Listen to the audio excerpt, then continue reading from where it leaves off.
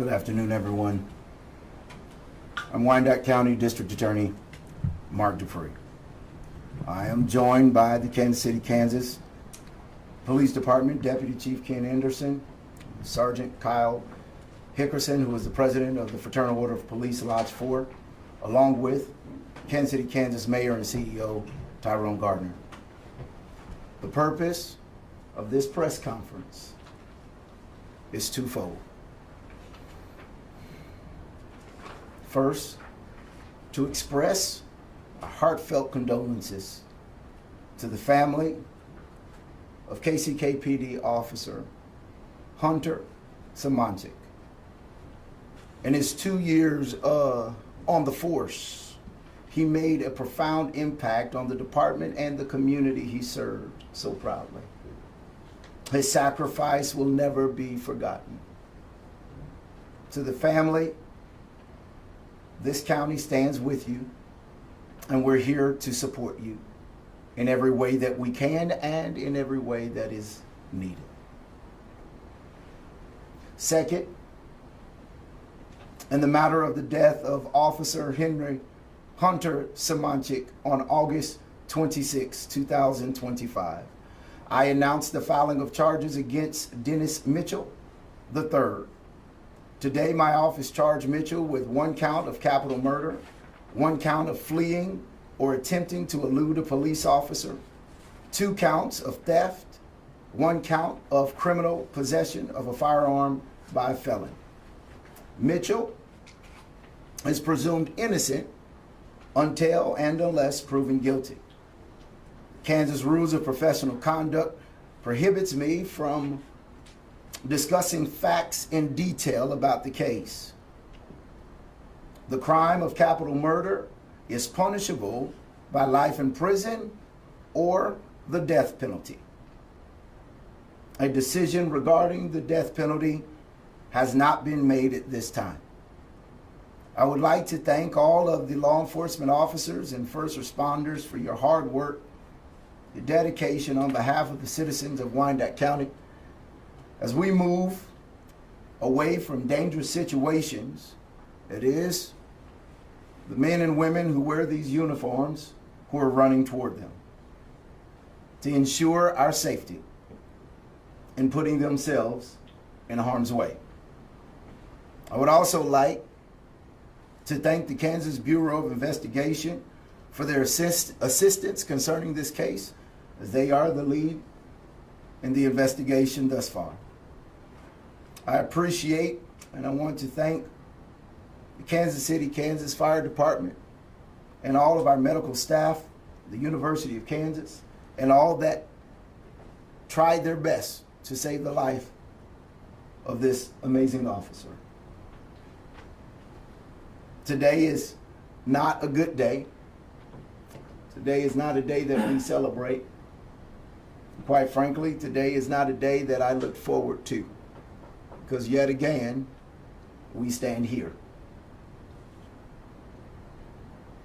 But it is my hope that today the community will hear me,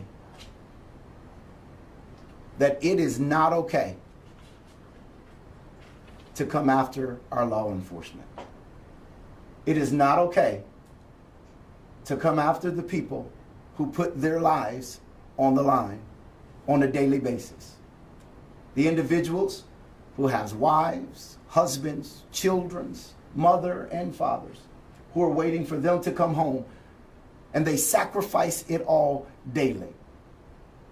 We are in this thing together, and as they fight to keep us safe, this office will fight to do everything in our power to rain justice down on anyone who dares to harm them. Our Deputy District Attorney, Garrett Ralph, will be assisting me on this case, along with Assistant District Attorney Chad Walker. I will be leading this prosecution, and I want it known that it is not ever all right to come after law enforcement. They have done too much, and their families have sacrificed too much. At this time, I'm going to step aside and allow the Kansas City, Kansas CEO Mayor Gardner to have words.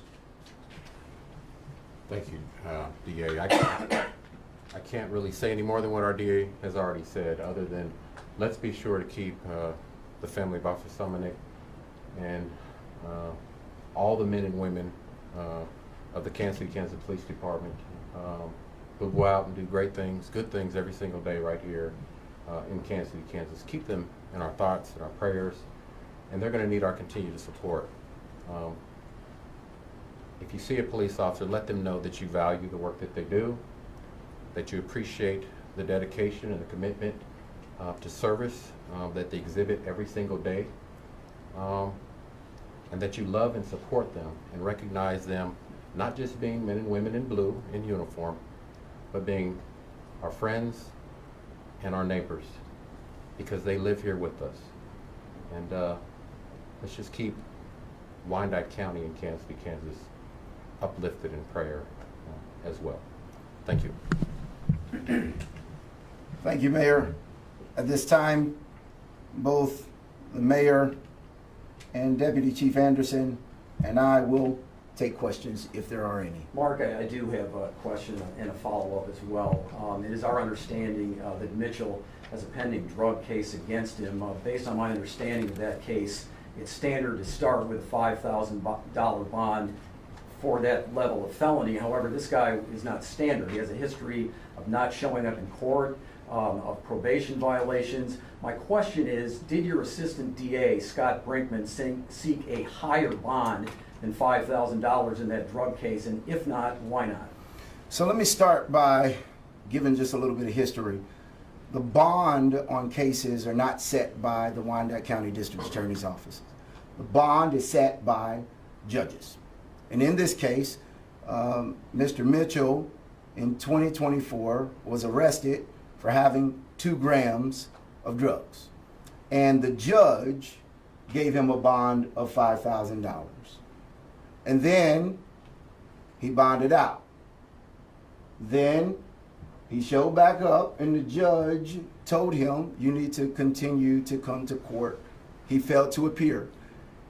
With the pressure of this office and the court, he received a higher bond of $7,500. Answer your question, yes, he did get a higher bond. Then he posted that bond, as he is legally able to do.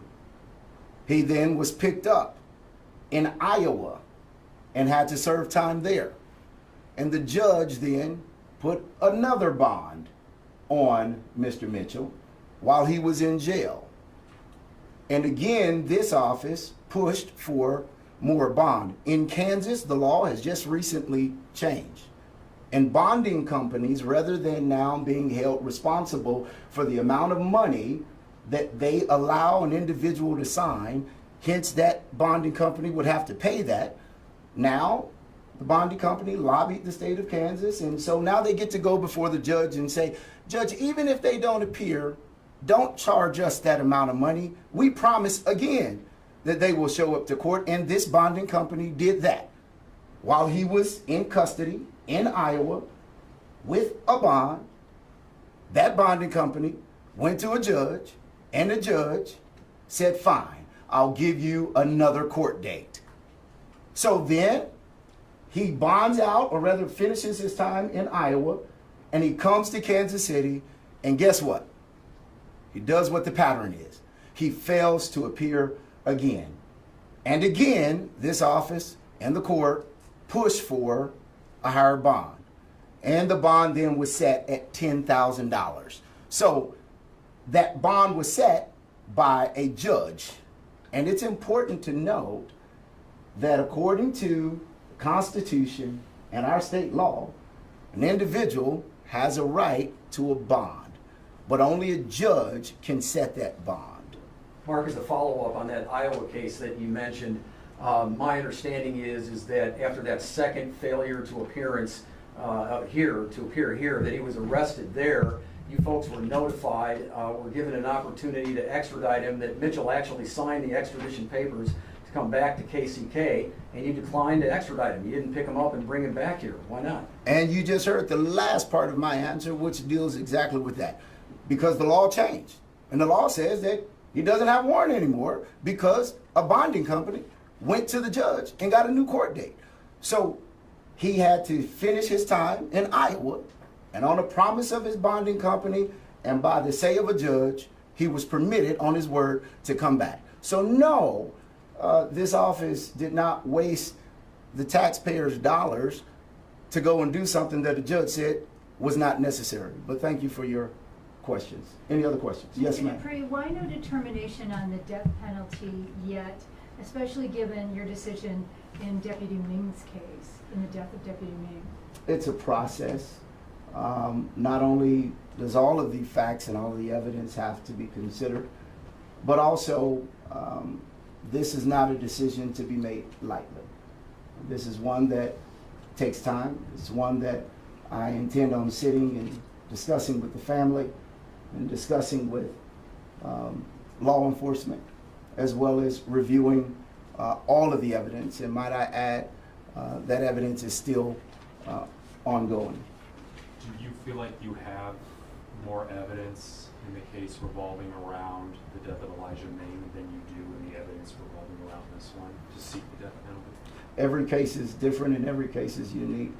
And I think that I'm getting the best information that we have available for this case. Do you feel like the system failed the law enforcement in this case when it comes to Mr. Mitchell and him being in and out of Wyandotte County so many different times? You know, here's what I'll say about the system.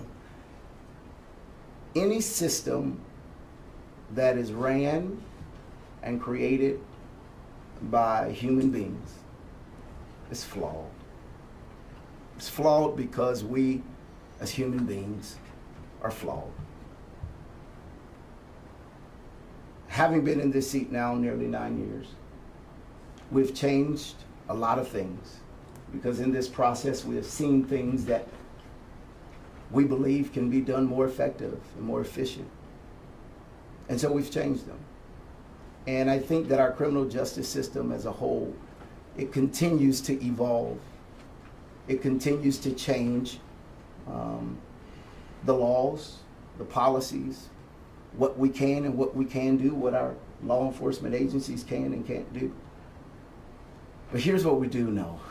We do know that every man and woman that is a part of this system, as flawed as it may be, doesn't deserve the blame for today. Not a judge, not even a bonding company, not Iowa, not our law enforcement. The only person that deserves to receive all of what we're feeling is Mr. Mitchell. It wasn't the system that took the life of this officer. It was Mr. Mitchell. It wasn't the system and its flaws that caused the harm and the pain for this family. It wasn't a bonding company or a judge in a bond. It was someone who made a decision, a choice. So let's not get caught up on the foolishness of who to blame. Mark, Here's to blame. Mr. Mitchell is to blame. And that is all that this office is focused on. Can we change the system? Yes. Should we change as we continue to learn more? Sure. But today, the focus is on the charging of Mr. Mitchell. Yes, sir. I can only imagine having one high-profile case on your plate. You have two in under a month now. How do we ensure nothing falls through the cracks moving forward with two high-profile cases on your plate? We have men and women in this office who are dedicated to making sure that nothing falls between the gap. We have attorneys whose entire focus and purpose is about being a minister of justice. And they are staying the late hours and they're getting here before the sun gets up to make sure that we do our part so that our law enforcement partners and what they do, their job is not in vain.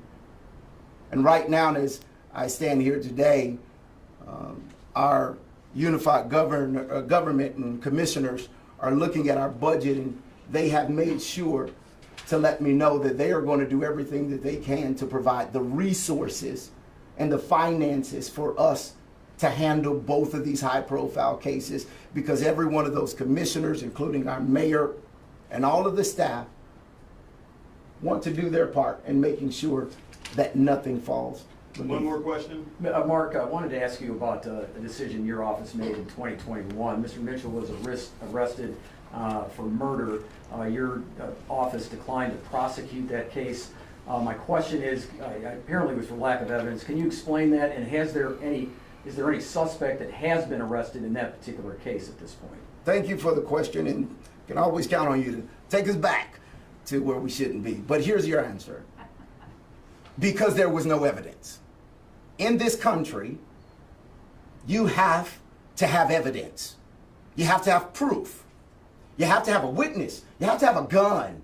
You have to have something. The law literally says that I cannot bring a case without evidence unless I have probable cause, hence the evidence, to show that they committed this crime.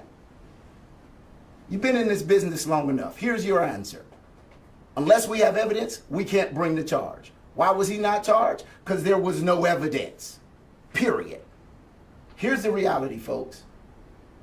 In this country, we're governed by laws, not emotions, not hearsay, not how we feel, not who we think is at fault.